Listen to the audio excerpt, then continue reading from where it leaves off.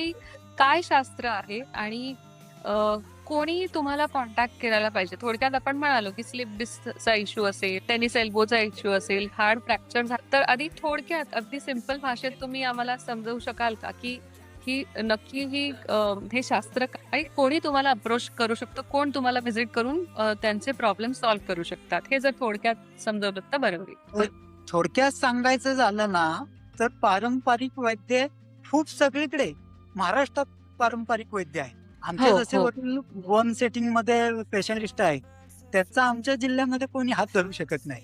असा आम्ही स्वतः म्हणतो, कारण त्यांनी तेवढे पेशंट कव्हर केलेले आहेत. माझ्याकडे तुम्ही बरोबर. वन सेटिंगसाठी बॅक पेनचे पेशंट घेऊन येऊ शकता.